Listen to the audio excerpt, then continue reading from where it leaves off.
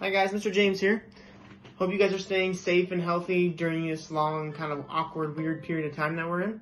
I enjoy and miss seeing you guys every day, so hopefully we'll see each other sooner rather than later.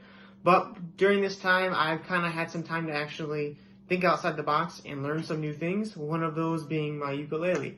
I've had it for a little over a year and just have not had the time to devote to practicing it. And so now with this time period we find ourselves in, I've actually had time to practice. So I thought I'd share what I've learned so far. The song I'm going to play for you, it is the SpongeBob Fun Song. It's really short. SpongeBob just repeats this tune over and over and over again. I'll try and attach a link in the video so you can see the episode in which he does this. So here we go.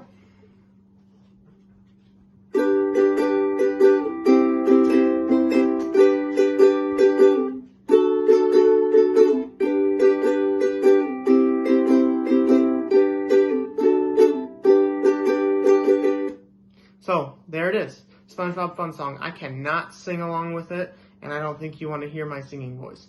But, another song that I'm also learning is the Riptide by Vance Joy, so I'll try and play a preview of that, but keep in mind I'm still practicing that one. So.